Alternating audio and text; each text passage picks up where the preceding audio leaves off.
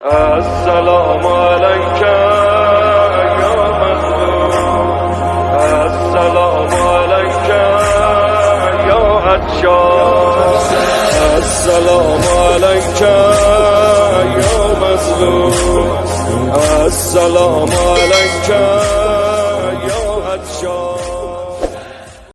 خالق کائنات کے حکم کا خلاصہ یہ ہے کہ خالق اکبر حکم دیتا ہے تمام اہل ایمان کو جو چیز نہیں جانتے اس کے بارے میں اہل ذکر سے سوال کرو.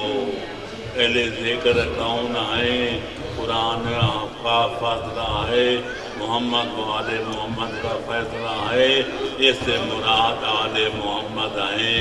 ذکر کے معنی پیغمبر اسلام کے دیے ہیں، لہذا اہل ذکر ہوں گے پیغمبر کے اہل بیت.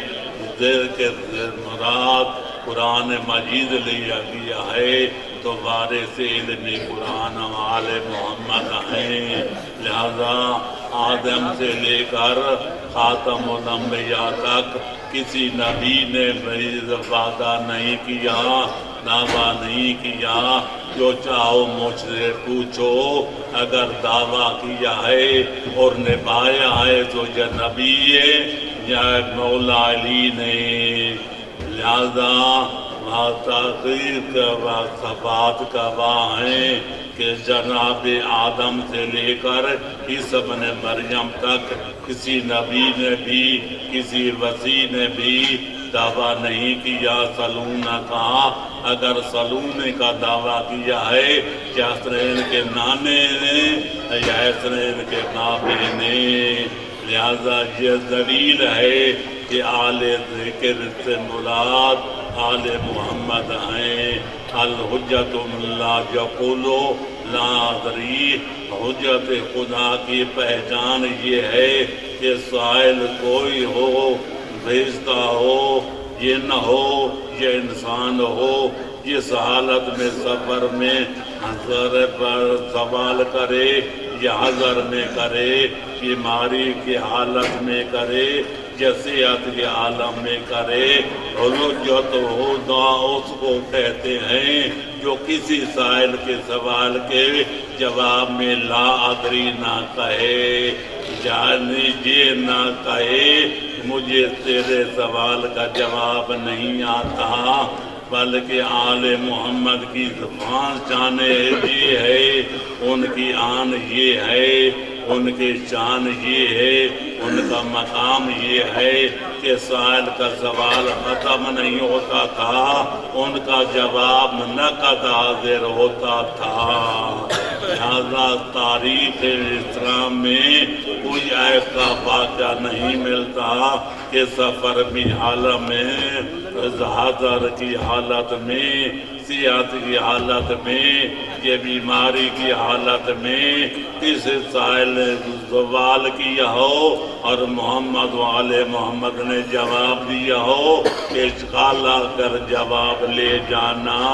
بلکہ صحیح گواہ ہے، قرآن گواہ ہے، محمد و آل محمد کا فرمان گواہ ہے، بزرگان دین کا بیان گواہ ہے، کلام کہا ہے، گواہ ہے کہ جب سوال کیا اس وقت نقد جواب دے دیا.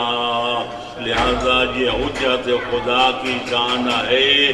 کوئی عالم جتنا بڑا عالم ہو یا سلون کا دعویٰ بھی نہیں کر سکتا اور یہ بھی دعویٰ نہیں کر سکتا کہ ہر سوال کا جواب دوں گا. سوال کرنا آقا ہے اور ہم جواب دینا ہمارا فرض ہے، لیکن یہ وضاحت کر دوں کہ آپ سوال کریں گے مجھے اگر قرآن و سنت کی روشنی میں جواب معلوم ہوا تو عرض کر دوں گا، ورنہ یہ کہوں گا کہ جب اللہ کے قرآن پڑھوں گا، محمد و آل محمد کا فرمان پڑھوں گا تب آپ سوال جواب دوں گا۔ لہذا ہر چیز کا ذکر قرآن میں ہے، ہر چیز کا تذکرہ محمد و آل محمد کے فرمان میں ہے۔ اگر ہماری رسائی نہیں ہوتی، ہماری پہنچ نہیں ہوتی، ہمارے علم کا قصور ہے، محمد و آل محمد کے شان کا کوئی قصور نہیں ہے۔ لہذا اس عبید کے بعد اتنا عرض کروں گا، سوال دو قسم کے ہوتے ہیں، ایک جانی سوال ہوتے ہیں، ایک لا جانی سوال ہوتے ہیں۔ یعنی سوال سے مراد وہ سوال ہیں جن کا جواب آپ کو معلوم ہونا چاہیے، دین میں یا دنیا میں آخرت میں پوچھا جائے گا یا دنیا میں کام آئے گا۔ جس کی دنیا میں ضرورت ہو، آخرت میں ضرورت ہو، اس کو لا جانی سوال کہتے ہیں۔ امید ہے کہ آپ کے سوال جانی ہوں گے، معقول ہوں گے۔ اگر کوئی معقول نہ ہوا تو جواب عرض کیا نہیں جائے گا۔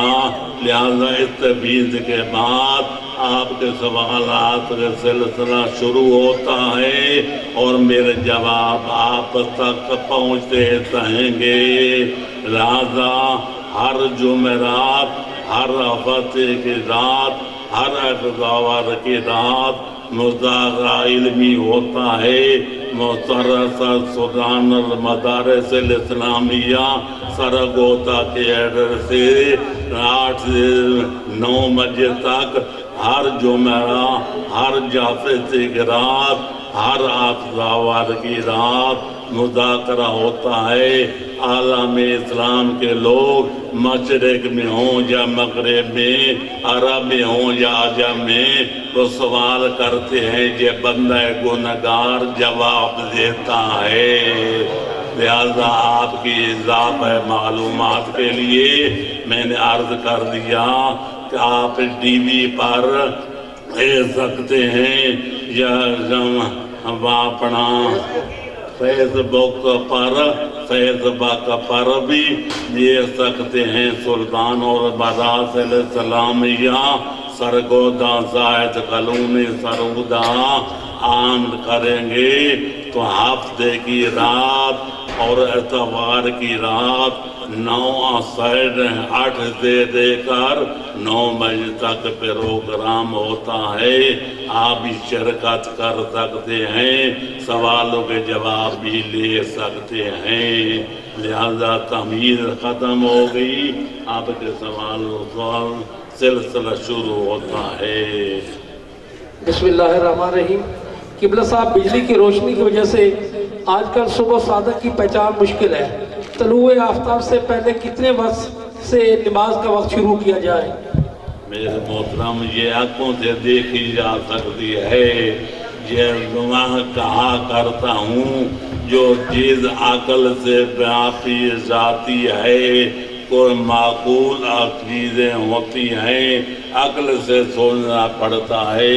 تاریخ کہتے ہے، قرآن کیا کہتا ہے، محمد و آل محمد کا فرمان کیا کہتا ہے۔ صبح صادق کا تعلق آنکھوں سے ہے۔ آنا دامن ہو، راز غزینہ تارا چھڑ جاتا ہے، صبح کا صبیدہ نمودار ہو جاتا ہے۔ ہمارے مسلمانوں کی اذانیں 1 گھنٹے تک جاری رہتی ہیں، لوگوں کو پتہ نہیں چلتا صبح صادق کب ہوئی ہے اور صبح کاذب کیا ہے۔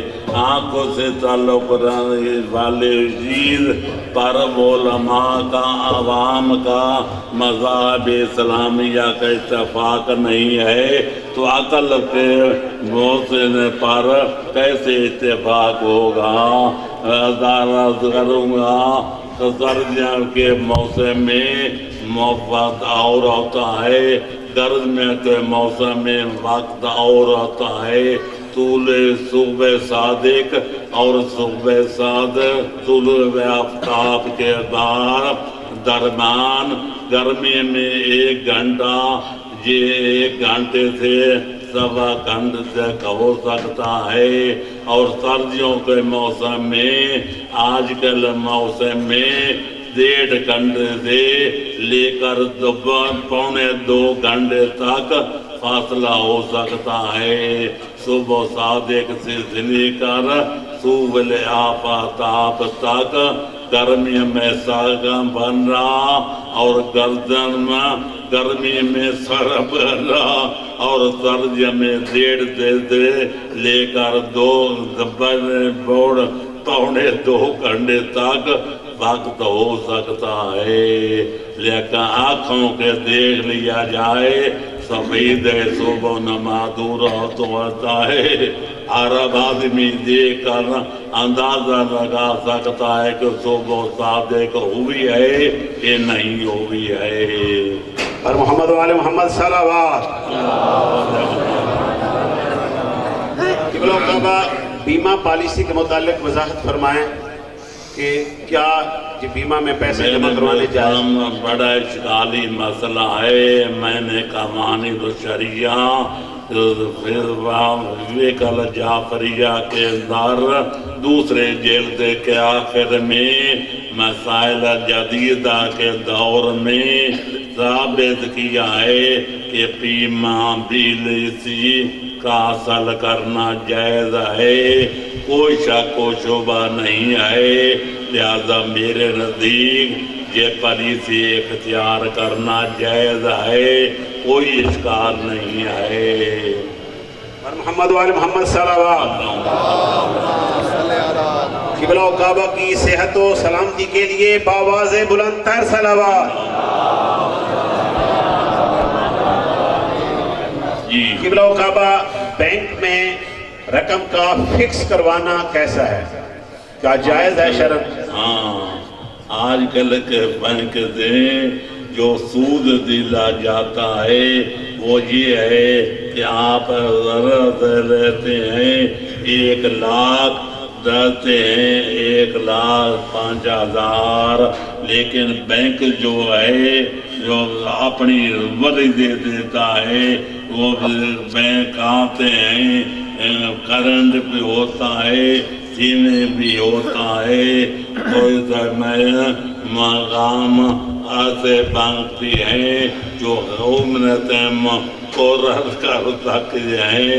اللہ کے ساتھ اتنا دے گے، لیکن اتنا دے گے جو آپ مرضی دیتے ہیں، آپ ویسائی نہیں کرتے۔ اگر نہ دیں، آپ لڑتے نہیں ہیں، مقدمہ نہیں کرتے، اپنی خوشی دے بینک دیتا ہے تاکہ لوگوں کو رغبت جائے، تاکہ پیسے زیادہ جمع کریں، ہمارا کام زیادہ ہائی پر چلنے لگ جائے، تو لہذا بینک دیو اپنی مرضی دے دیتا ہے، اس کے لینے میں کوئی شغال نہیں ہے، جائز ہے، کوئی اشکال نہیں ہے، حرام نہیں ہے۔ جی بر محمد و آل محمد صلوات۔ قبلہ کعبہ اگر کوئی شخص کسی بچی کو گود لیتا ہے تو جب وہ بالغ ہوگی تو کیا اس کے لیے وہ محرم کہلائے گی؟ اسی طرح اگر کوئی بچہ گود لیا جاتا ہے تو اس کو پالنے والی جس کو وہ ماں کہتا ہے اس کے متعلق کیا ہوگا؟ اور اسی طریقے سے اس کے جو منہ بولے بہن بھائی ہیں ان کے لیے شریعت مقدسہ کیا حکم صادر کرتی ہے؟ قرآن کا فیصلہ ہے، پیغمبر اکرم نے زید بن حارثہ کو بیٹا بنایا تھا، لیکن اس نے شادی کی جناب زینب سے، اور جناب طلاق دے دی زینب نے، تو جناب زید نے تو طلاق مطلقہ بیوی تھے، پیغمبر اکرم نے شادی کر لی، لوگوں نے کہا پیغمبر نے اپنی بہو سے شادی کی ہے، جس کو بیٹا کہتے تھے، اس کی مطلق بیوی سے شادی کر لی ہے۔ خدا نے فرمایا قرآن کی نزل فارئی وَبَعْضِيَاكُمْ أَبْنَاؤُكُمْ، جس کو بیٹا کہہ دیا جائے وہ بیٹا بن نہیں سکتا، لہذا بیٹی کو بیٹی بنا لیا جائے، بلدیت بدلنا جائز نہیں ہے۔ اس بچے کو بیٹا بنا لیا جائے، اس کے والد کی جگہ اور نام لکھنا جائز نہیں ہے، لہذا جب بدل ہو جائے گی وہ اجنبی رہے گی، بیٹی نہیں کہلائے گی۔ عرف عام میں مورد کہتے ہیں، لیکن شریعت کی دو سے وہ بیٹی بیٹی نہیں ہے، بیٹا بیٹا نہیں ہے، ان کی بلیادیں بھی بدلنا جائز نہیں ہے، لہذا نامحرم ہوگی۔ وہ بچے بان سمجھتے ہیں جو بہن بھائی کہلاتے ہیں، وہ حقیقی بہن ہوگی، نہ حقیقی بھائی ہوں گے، ان کے ساتھ ان سے شادی ہو سکتی ہے۔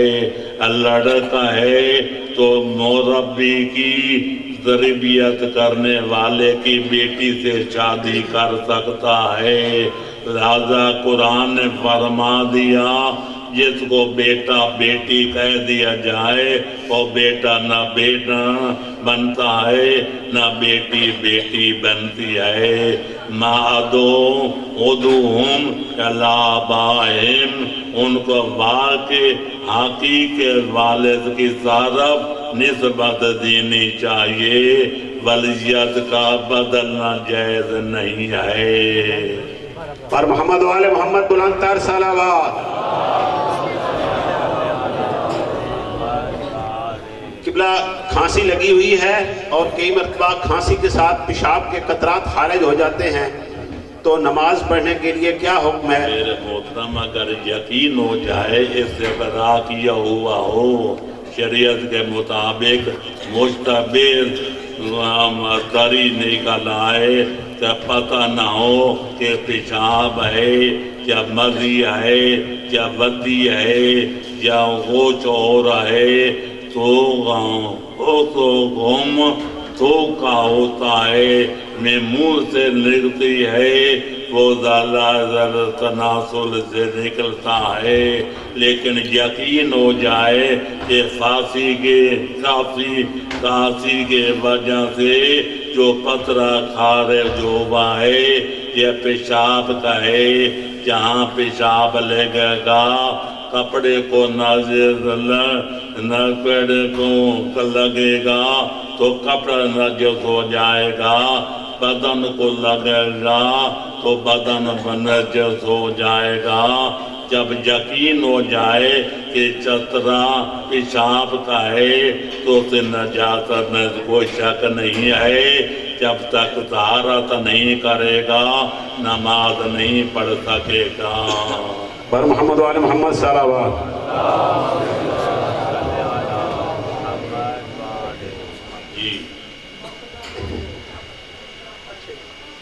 قبلہ والد کی وفات کے بعد اس کی قضا نمازیں کیا اس کی اولاد پر واجب ہوتی ہیں؟ بیٹے بیٹے تین طبقے ہیں، طبقہ اولا ہے، طبقہ ثانیہ ہے، طبقہ ثالثہ ہے۔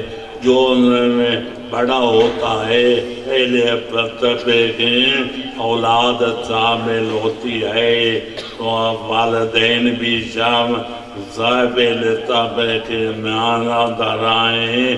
دوسرے طبقے میں دادا دادی نانا نانی شامل ہوتے ہیں۔ جو ہر طبقے میں اصول یہ ہے جو بڑا ہوگا اس پر نمازیں واجب ہوں گی، اگر عذر رکھنا بھی واجب ہو جائے گا، لہذا پہلا طبقہ چونکہ اولاد کا ہے، لہذا بڑے لڑکے پر نمازیں بھی باقی واجب ہیں، ماں کی نمازیں بھی پڑھنا واجب ہیں، روزے رکھنا بھی واجب ہیں۔ البتہ قرضہ دینا ہو، حج بیت اللہ کرانا ہو تو اصل طریقے سے واجبات پیدا لا دیا جائیں گے، وراثت بعد میں تقسیم کی جائے گی۔ حج واجب ہے تو اصل سرمایہ سے خرچات منہا کر جائیں گے۔ قرضہ دینا تھا کہ مرنے والا مر گیا، اس کا تقسیم ہونے سے پہلے قرضہ ادا کیا جائے گا۔ لہذا وراثت کے سلسلے میں جو بڑا بیٹا ہوتا ہے، جو بڑا وارث ہوتا ہے، ہر طبقے میں اس پر نماز بھی میت کی واجب ہوتی ہیں اور روزے بھی واجب ہوتے ہیں۔ اگر نہ پڑے تو باقی بھائیوں کو فرض ہے وہ ادا کرے گے۔ والد ماجد کو، والدہ مائدہ کو عذاب جہنم سے آزاد کرائیں۔ پر محمد والے محمد صلوات۔ جی قبلہ و کعبہ، والدہ کی وفات سے کیا دعاؤں کا راستہ بند ہو جاتا ہے یا ان سے دعائیں حاصل کی جا سکتی ہیں؟ میرے محترم، والدہ کا، والدین کا سایہ دور جائے، ان کی دعاؤں کا سلسلہ ختم ہو جاتا ہے، اللہ کا فیض بھی ختم نہیں ہوتا، محمد وآل محمد علیہ السلام کی سفارش بھی ختم نہیں ہوتی، ان شفاعت بھی ختم نہیں ہوتی۔ اللہ ذو العظیم ہے، محمد وآل محمد کریم ابن کریم ہیں، لہذا والدین کا سایہ اڑ جائے تو خدا کا سایہ برقرار رہتا ہے، محمد وآل محمد کا سایہ برقرار رہتا ہے۔ جنت بھی ماں ہو، اس کے فرائض ادا کیے جائیں، والدہ خوش ہو تو وہ جنت میں رہ کے بھی دعائیں کرتی ہے اور اللہ کو فائدہ پہنچتا ہے۔ اللہ اکبر، یا رسول اللہ، یا کریم، اللہم صلی علی محمد۔ قبلہ و کعبہ، اجناس کی ذخیرہ اندوزی کرنا کیا شرعاً جائز ہے؟ یہ کہت سالی پڑی ہو، لوگ بھوکے مر رہے ہوں، آدمی پاس دانے ذخیرہ موجود ہو، اس دور میں آدمی کہے کہ اور آدمی اور بھی مر جائیں، ریٹ بڑھ جائے، اس کو حرام کہتے ہیں، احتکار کہتے ہیں۔ آدمی مر رہے ہیں بھوکے سے، وہ پیاسے سے انتظار کر رہا ہے کہ چند آدمی اور بھی مر جائیں، ریٹ مہنگا ہو جائے، اس وقت حرام ہوتا ہے۔ جب حالات نارمل ہوں،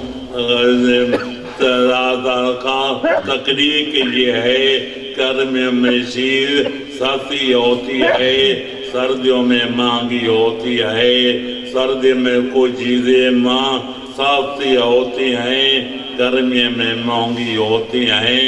یہ تجارت کا طریقہ ہے، اگر سستے دور میں چیز رخیص رکھ لی جائے، مہنگے دور میں فروخت کی جائے، لہذا قید تالی نہیں ہے، بازار سے جنس مل جاتی ہے، کوئی قید نہیں ہے تو کوئی حرج نہیں ہے۔ لہذا اگر قید تالی ہو، لوگ بھوکے مر رہے ہوں، لیکن ظالم یہ کہے اور دو چار مرد آئیں تاکہ ریٹ بڑھ جائے، اس وقت حرام ہوتا ہے۔ لہذا ہر بندے کا فرض ہوتا ہے کہ بنی آدم کو، اولاد آدم کو موت سے منہ میں جانے سے بچانے کے لیے دولت کے منہ کھول دے، لوگوں کے سستے دام میں کندہ بھی دے، جو بھی دے، باقی ضروریات زندگی بھی دے۔ یہ انسانیت کا فرض اولین ہے۔ نعرہ تکبیر، آواز بلند، نعرہ تکبیر، نعرہ رسالت، نعرہ حیدری، بر محمد و آل محمد بلند تر صلوات۔ جی قبلہ و کعبہ دیگر مسلک کے لوگ اکثر یہ اعتراض کرتے ہیں کہ مولا علی علیہ السلام نے اپنے دور خلافت میں جاگیر فدق کیوں واپس نہ کی؟ مولا نماز تراویح بھی بند نہیں کرا سکتے تھے۔ مولا کی بیعت انہوں لوگوں نے کی تھی جو پہلے خلیفے کو باراک مانتے تھے، دوسرے کو باراک مانتے تھے۔ اسی طرح مولا کے کو چوتھے نمبر پر امام مانتے تھے۔ در مولا نے کرسی امام پر قدم رکھا، ادھر جنگ جمل شروع ہو گئی۔ جنگ جمل کا خاتمہ ہوا تو جنگ نیروان جنگ سفین شروع ہو گئی۔ سفین شروع تھی تو جنگ نیروان شروع ہو گئی۔ مولا کو ایک دن، ایک گھنٹہ، ایک لمحہ سکون نہیں ملا۔ مولا کی نہج البلاغہ گواہ ہے، مولا نے خلافت حاصل کرنے کے بعد جو پہلا خطبہ پڑھا تھا اس میں جیسا فرمایا تھا، لو ثبتت قدمایا لغیرت عرشا، مجھے ثابت قدمی حاصل ہو گئی، میری حکومت محکم ہو گئی تو کئی تبدیلیاں کروں گا۔ جو پہلے دور میں بدعات پھیلائے گئے ہیں ان کو مٹاؤں گا، پھر دوسرے دور کی بدعات کو ختم کروں گا، پھر تیسرے دور کی بدعات کو ختم کروں گا۔ مولا نے شرط لگائی تھی مجھے ثبات قدم حاصل ہو جائے گا، لہذا مولا ویر کو 4.5 سال نہ ثبات قدم حاصل ہوا، نہ مولا اصلاحات کر سکے۔ ایک دن فرمایا تھا کہ نوافل پڑھا کرو، جماعت سنت نماز میں جماعت جائز نہیں آئے، لوگوں نے ہاتھ سر پر رکھ لے، یا عمرہ و عمرہ غزو جر سنتوگ، اے حضرت عمر آپ کی سنت تدبیر کر رہی ہے، تبدیل ہو جائی ہے، آپ کے سنت کو بدلا جا رہا ہے۔ مولا نے دیکھا کہ جنگ صفین معاویہ سے لڑی جا رہی ہے، اپنے میں غالب بن جائیں گے۔ مولا فرمایا، دوسرے دن فرمایا، جس طرح پہلے منہ قرضہ کالا کرتے تھے اسے طرح کرتا رہو، لہذا مہم کو عام قربان کیا جاتا ہے۔ مولا علی اگر واضح کر دے تو پہلے نتیجہ یہ نکلا، پہلے غلط کیا ہے، دوسرے خلیفے نے غلط کیا ہے، تیسرے خلیفے نے غلط کیا ہے۔ جو مولا کو امیر المومنین کہتے تھے وہ بھی مخالف بن کر معاویہ کے ساتھ شامل ہو جاتے۔ مولا علی بغیر ناصر امین کے जगह तो नार मैदान में रह जाते, लिहाजा हमको देखा जाता है, मुहिम को कुर्बान किया जाता है। औरत ना महरम हो उसको हाथ लगाना हराम है, लेकिन डूब रही हो पानी में या आग में जल रही हो तो उस हाथ लगाना सिर्फ जायज नहीं बल्कि वाजिब हो जाता है। जहाँ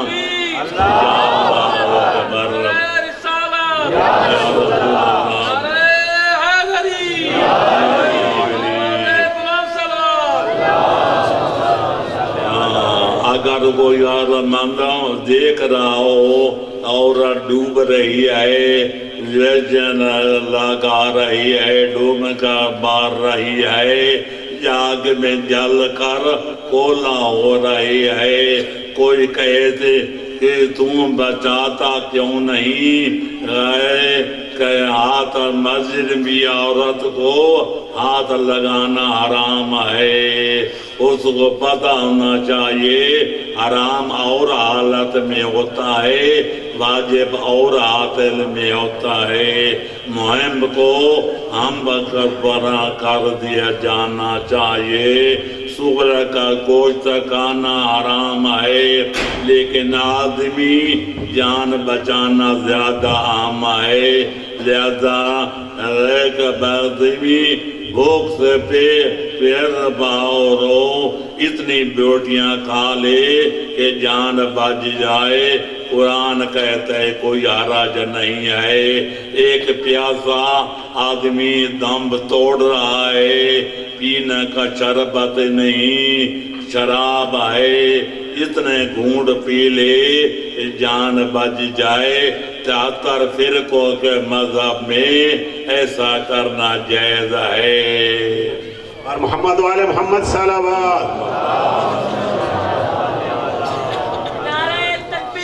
अल्लाहु अकबर, नारे तकबीर, अल्लाहु अकबर, नारे रिसालत, या रसूल अल्लाह, नारे हैदरी, या वली,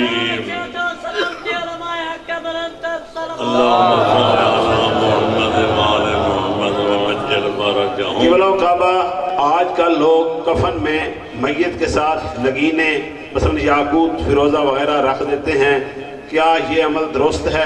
बिल्कुल गलत है। नगीन को ज़ाया नहीं करना चाहिए। नगीने ऊँल में पहनने के लिए होते हैं, उनके फ़वाद वहाँ जिंदों को मिलते हैं। अगर की जोर हो 2 रकात पढ़ी जाए तो 70 रकात सवाब मिलता है। अगर अंगूठी फिरोजी के हो रिज़्क़ वसी होता है। अगर दुर नजफ के हो तो दुआएं कबूल होती हैं। अगर याकूत आमर हो तो तक़वियत दिलो दिमाग के लिए मुफीद होता है। फायदा मरने वाले को नहीं होता, फायदा जिंदाओं को होता है। लिहाजा अंगूठी पहनना, दाएं हाथ में पहना सुन्नत मुस्तफ़ा है, सुन्नत अइम्मा हुदा है। और मोहम्मद वाले मोहम्मद सल्लल्लाहु मोहम्मद वाले मोहम्मद वअज्जल। क़िबला काबा, एक डॉक्टर का मरीजा नामहरम औरत को हाथ लगाना किस हद तक जायज़ है? पहले अर्ज किया जान बचाना फर्ज है, ज्यादा आमा है। हाथ लगाना मुआवजा आराम था जब साहबात की नजर से हाथ लगाया जाए। जिन जमान जाने के लिए ऑपरेशन करना भी नामाराम का जायज है, हाथ लगाना भी जायज है। हाँ, अगर औरतें डॉक्टर हों उनको मुकदम समझना चाहिए, लेकिन औरत डॉक्टर न हो या डॉक्टर हो माहिर न हो, लिहाजा मर्द हो ज्यादा माहिर हो, ज्यादा शफाजेबी की उम्मीद वास्ता हो تو مرد نہ مارتے راج گرانا جان بچانا فرض ہے پر محمد وآل محمد صلوات قبلہ و کعبہ کیا جنابت کی حالت میں ماں اپنے بچے کو دودھ پلا سکتی ہے؟ عادات کے خلاف حرام نہیں ہے دودھ پاک ہوتا ہے نجس نہیں ہوتا لیکن وضو کر کے پلائے علامہ مجلس کے بارے میں مورخین لکھتے ہیں جب تک 2 سال تک ان والدہ ماجدہ نے جب دودھ پلایا غسل کر کے پلایا وضو کر کے پلایا ان کی ماں کے اس فعل کا اثر تھا والا علامہ مرسی بن کے ابھرا آل محمد کی دین کی محمد وآل محمد صلوات دنیا ان کے علم پہ فیض حاصل کر رہی ہے لہذا اگر ماں باپ طہارت کرتے دودھ پلائے وضو کر کے دودھ پلائے اس کو دودھ غاز مولود پر بچے پر اثر ظاہر ہوتا ہے بچہ اچھا کردار کا مالک ہوتا ہے مومن ہوتا ہے متقی ہوتا ہے پرہیزگار ہوتا ہے لیکن اگر ایسا نہ کیا جائے تو جائز ہے حرام نہیں ہے پر محمد وآل محمد صلوات جی قبلہ و کعبہ مصائب کے دوران سر سے کپڑا اتار دینا کس حکم میں آتا ہے کیا واجب ہے؟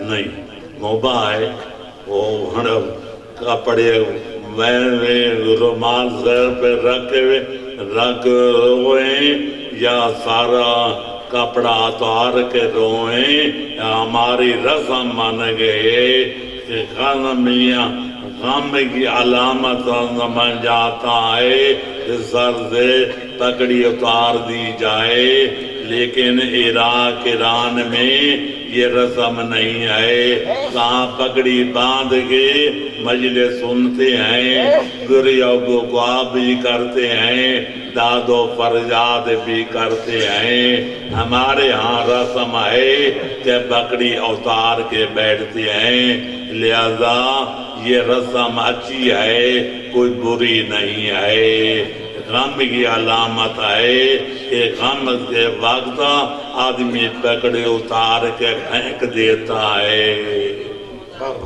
پر محمد وآل محمد صلوات اللہم صلی علی محمد قبلہ و کعبہ ایک صاحب لکھتے ہیں کہ میں اہل سنت والجماعت سے تعلق رکھتا ہوں اور متع کے متعلق مجھے اشکال ہے اس کے متعلق ذرا وضاحت فرمائیں یہ اختلافی مسئلے نہ پوچھیں تو عورتیں بھی سن رہی ہیں مرد بھی سن رہے ہیں میری تجلیات صداقت ان کو بڑھا دیں اگر سارے منکر قائل نام ہو جائیں میرا نام بدل دینا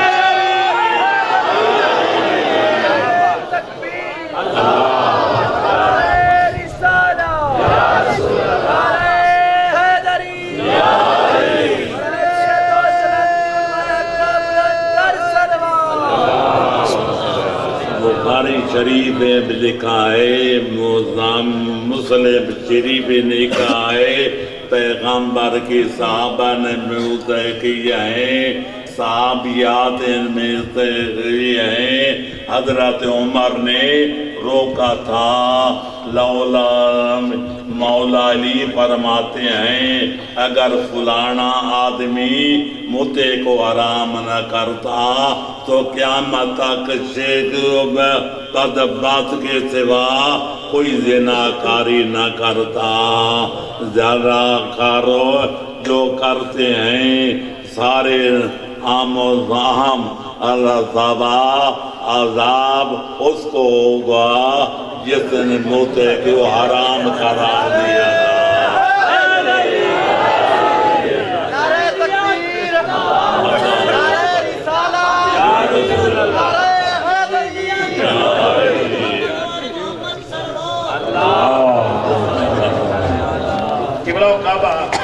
کیا ایک خاتون حیض کی حالت میں غسل میت دے سکتی ہے؟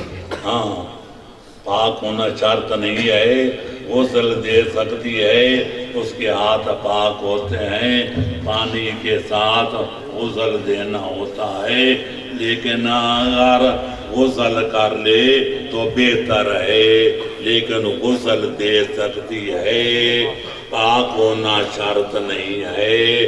ایسی حالت میں کھانا بھی پکا سکتی ہے، وضو بنا سکتی ہے، صرف مجامت حرام ہوتی ہے، لیکن ہندوؤں کے مذہب میں جب تک عورت کو حیض ہو کسی چیز کو ہاتھ نہیں لگا سکتی، کھانا نہیں پکا سکتی، کھانا نہیں پکا سکتی، اس کو عزیلہ رکھا جاتا ہے۔ اسلام کے اندر یہ کوئی نہیں ہے، لہذا ہر کام کر سکتی ہے، قرآن کو پڑھ سکتی ہے، لیکن قرآن کے لفظوں کو ہاتھ نہیں لگا سکتی۔ قبلہ و کعبہ نماز جنازہ میں جوتا پہن کر کھڑا ہونا کیا جائز ہے؟ میرے محترم، یہ نماز مجازن اس کو نماز جنازہ کہا جاتا ہے، یہ دعا ہے۔ اگر پیر اتار کے جوتا کھڑے ہوں تو بہتر ہے، وضو کر کے جنازہ پڑھیں تو بہتر ہے، ورنہ دعا ہے۔ ہر نماز کے لیے لازم ہے سورۃ فاتحہ پڑھی جائے، ہر نماز کے لیے رکن ہے کہ رکوع کیا جائے، ہر نماز کے لیے لازم ہے کہ وہ سجدے کیا جائیں، پھر تشہد پڑھ کے سلام پھیرا جائے۔ نماز جنازہ میں نہ سورۃ علامت پڑھی جاتی ہے، نہ رکوع کیا جاتا ہے، نہ سجدہ دیا جاتا ہے، نہ تشہد پڑھا جاتا ہے، نہ سلام پھیرا جاتا ہے، لہذا نماز پہلی شرطیں میں لازم نہیں ہیں۔ اس پہن کے بھی پڑھ سکتے ہیں، بغیر معاف کرنا، بغیر وضو کے بھی جنازہ پڑھ سکتے ہیں۔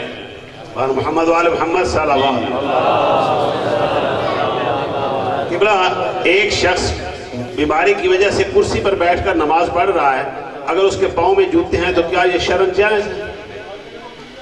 جوتا کر پاکر چمڑے کا ہے، چمڑے کا پاؤ ہونا شرط ہے۔ ہمارے بھائیوں کے ہاں ہے یہ مسئلہ ہے کہ حرام کا چمڑا رنگنے سے پاک ہو جاتا ہے۔ ہمارے ہاں جو حلال جانور بھی حرام ہو جائے، ذبح نہ کیا جائے، اس کا چمڑا رزق ہوتا ہے، رنگنے سے پاک نہیں ہوتا۔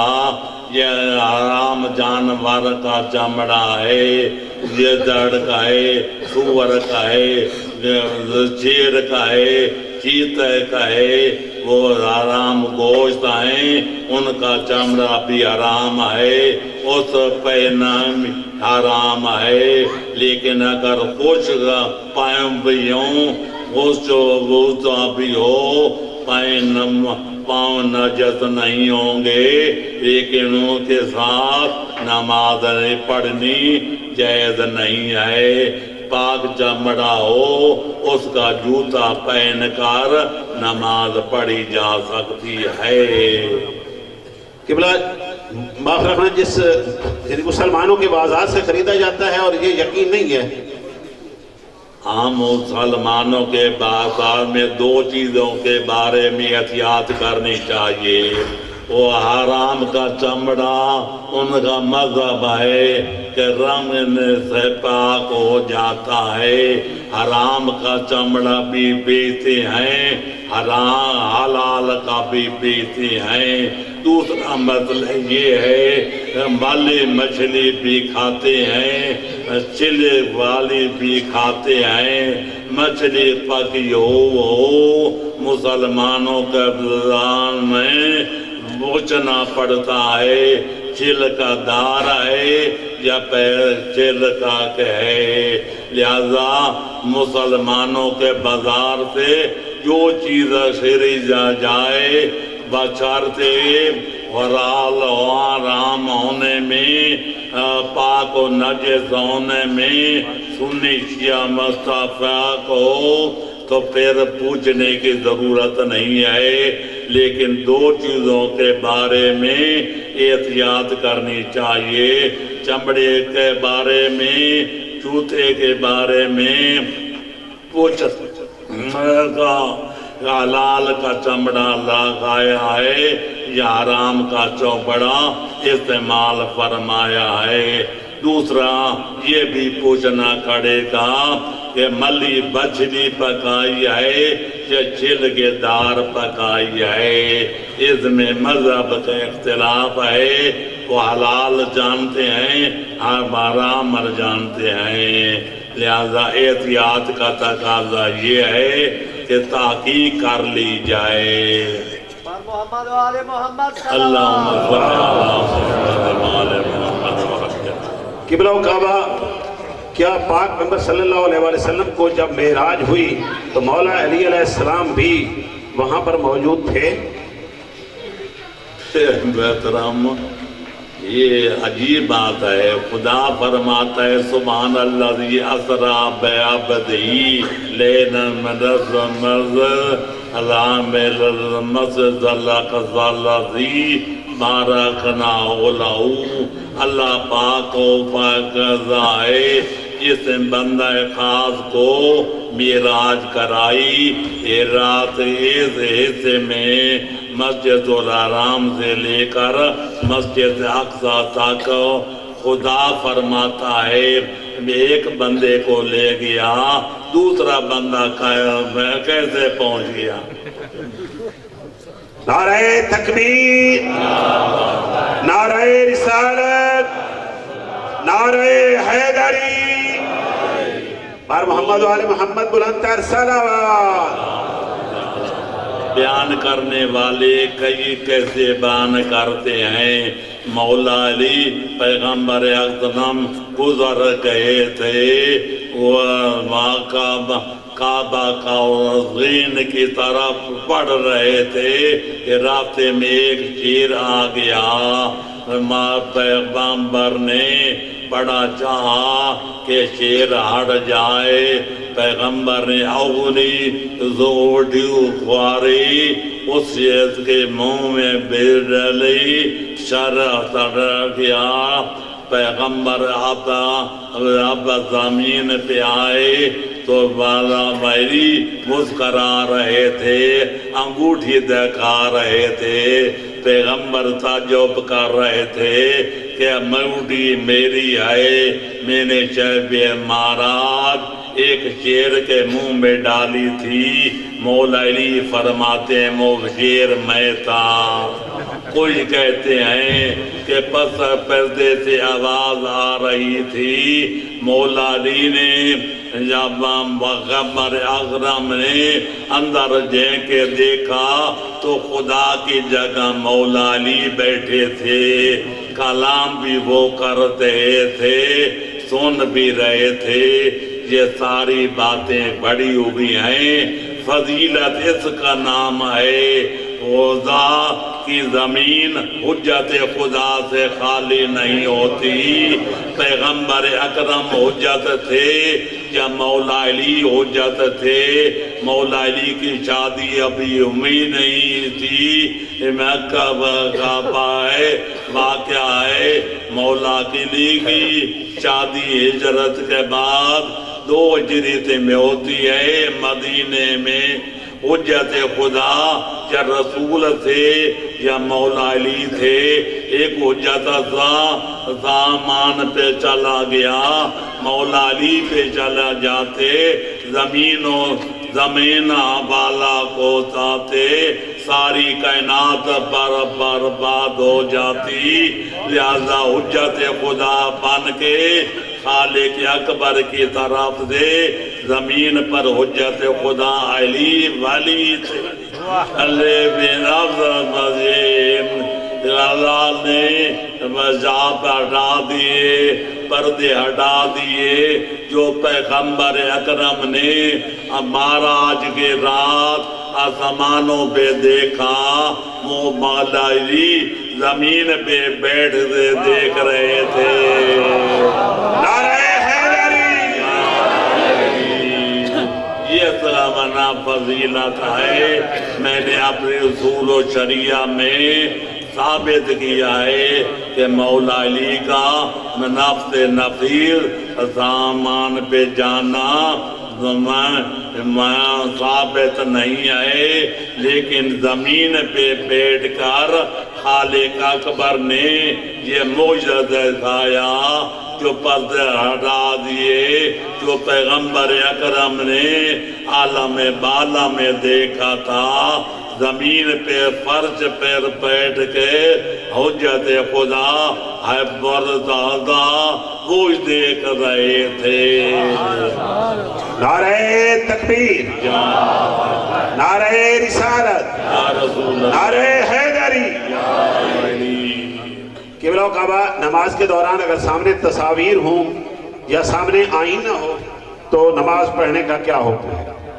نماز پڑھنا مکروہ ہو جاتا ہے، سامنے آگ بل رہی ہو، جل رہی ہو، دروازہ کھلا ہو، تصویر لٹ رہی ہو یا شیشہ موجود ہو، آدمی اس میں دیکھتا ہے میری شکل کیا ہے، صورت کیا ہے، لہذا خضوع میں فرق پڑ جاتا ہے۔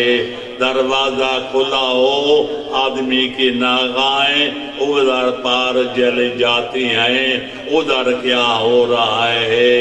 آگ روشن ہو تو عطر پرستوں سے مشابہت لازم آتی ہے، جو آگ کی پوجا پاٹ کرتے ہیں۔ اگر سامنے تصویر لٹک رہی ہو تو بت پرستوں سے مشابہت لازم آتی ہے، لہذا نماز باطل نہیں، ثواب کم ہو جاتا ہے۔ مکروہ کا معنی یہ ہے اگر یہ سامنے تصویر نہ ہوتی، دروازہ کھلا نہ ہوتا، آگ روشن نہ ہوتی، اتنا ثواب ملتا جتنا اب نہیں ملنا، ثواب میں کمی ہو جاتی ہے، نماز باطل نہیں ہوتی۔ محمد و آل محمد صلوات۔ اللہم صلی علی محمد و آل محمد۔ سامنے والی تصویر ہٹانا مستحب ہے، دائیں طرف ہو، بائیں طرف ہو یا پیچھے سے رب لڑ رہی ہو، نماز پڑھنے میں کوئی کراہت نہیں ہے، سامنے نہیں ہونے چاہیے، توجہ نہ ہٹ جائے، نماز پڑھ رہا ہے یا سورت دیکھ رہا ہے، تصویر کو مطالعہ کر رہا ہے۔ جی قبلہ اگر بندہ فقہ حنفی سے تعلق رکھتا تھا، اب فقہ جعفریہ کو قبول کر چکا ہے، تو پچھلی نمازیں کیا ادا کرنا اس پر اپنے واجب؟ مذہب کے مطابق صحیح پڑھی ہیں، اللہ ان کو قبول فرما لے گا، لہذا نمازوں کا ادا کرنے کی ضرورت نہیں ہے۔ یہ حاجی محمد علی صاحب حویلی جائی وین سے تعلق رکھتے تھے، وہ کل فوت ہو گئے ہیں، تو میں تمام مومنین کی خدمت میں گزارش کروں گا کہ ان کے لیے سورہ فاتحہ تلاوت فرمائیں۔ بسم اللہ الرحمن الرحیم۔ مومن مخلص سے ہمارے ساتھ تعارف تھا، جب علاقے میں مجلس ہوتی تھی، مرحوم پیشاں حاضر ہوتے تھے، خدا مند عالم ان کی مغفرت فرمائے، جنت الفردوس کی جاگیر عطا فرمائے، آل محمد کے جوار پرانوار میں مقام بلند و بالا عطا فرمائے۔ بسم اللہ الرحمن الرحیم۔ الحمدللہ رب العالمین، الرحمن الرحیم مالک یوم الدین إياك نعبد وإياك نستعين اهدنا الصراط المستقيم صراط الذين أنعمت عليهم غير المغضوب عليهم ولا الضالين بسم الله الرحمن الرحيم قل هو الله أحد الله الصمد لم يلد ولم يولد ولم يكن له كفوا أحد بسم الله الرحمن الرحيم قل هو الله أحد الله الصمد لم يلد ولم يولد ولم يكن له كفوا أحد بسم الله الرحمن الرحيم قل هو الله أحد الله الصمد لم يلد ولم يولد ولم يكن له كفوا أحد یا اللہ ان دونوں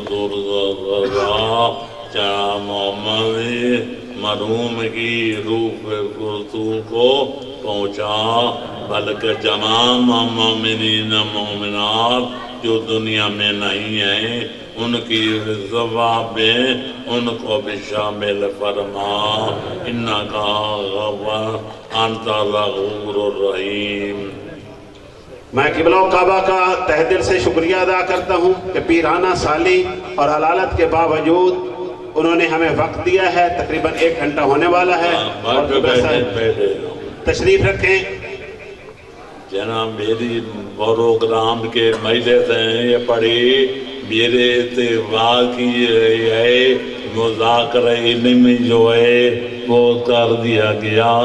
میرے بانی جناب محترم مولا مقام الحاج میاں ملازم حسین صاحب آپ کا راجہ موجود ہیں، ان کے بیٹے بھی موجود ہیں، لہذا میں گزارش کروں گا 1 دفعہ سورہ فاتحہ اور 3 بار قل هو اللہ کی تلاوت کر کے ان کے مرحومین و مرحومات کی روحوں کو پہنچا دیں۔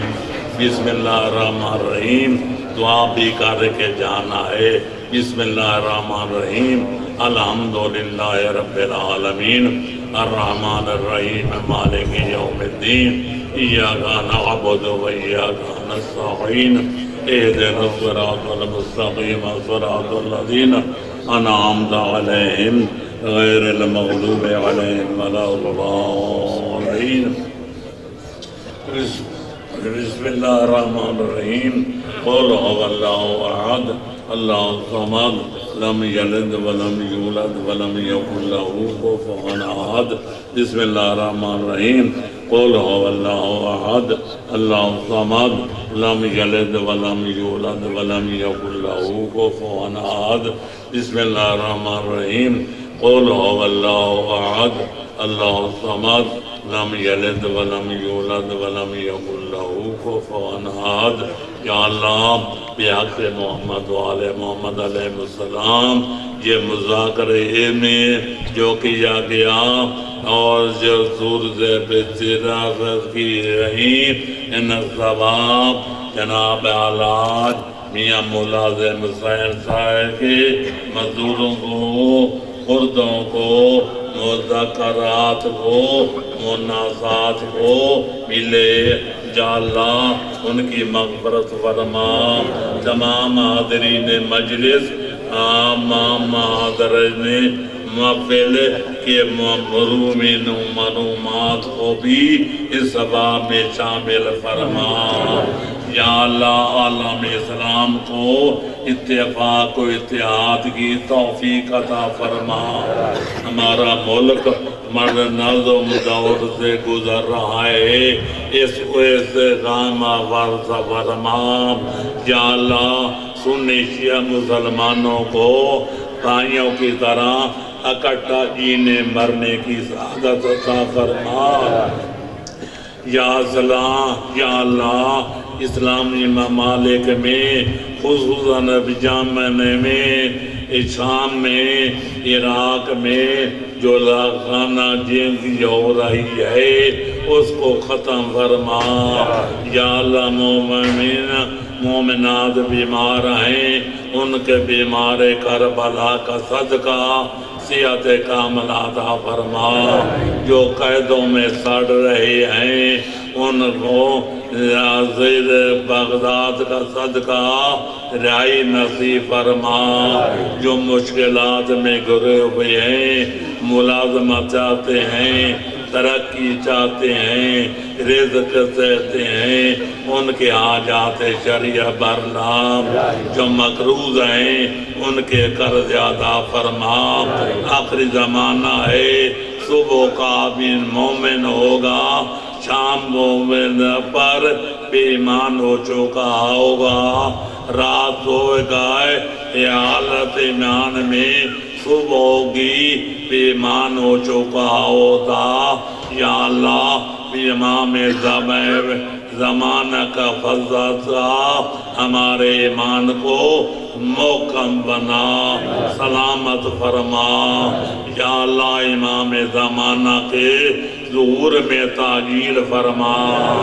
یا اللہ ہمارا خاتمہ بھی امان پر ولایت محمد و آل محمد علیہ السلام پر فرما، ہمارا حشر نشر چاردہ معصومین کے سچے غلاموں کے زمرے میں فرما۔ یا اللہ بانیان محفل کے میں چاہتے شریعہ بالخصوص اور تمام حاضرین مذہب مجلس کے عموم حاجات شرعیہ برلام، ہمارا خاتم ایمان پر فرما، حشر نشر آل محمد کے سچے غلاموں کے زمرے میں فرما۔ ربنا تقبل منا انک انت السمیع العلیم۔ جس مدرسے بینال میں بیٹھے ہیں اس کا دن دونی رو چوگنی ترقی عطا فرما، جو دام دیر میں سخنے قدمے تامن فرما رہے ہیں ان کے سایہ جمیل کو شرف قبولت عطا فرما۔ اس مدرسے کو قیامت تک قائم و دائم فرما، بحق محمد و آل محمد۔ حضرات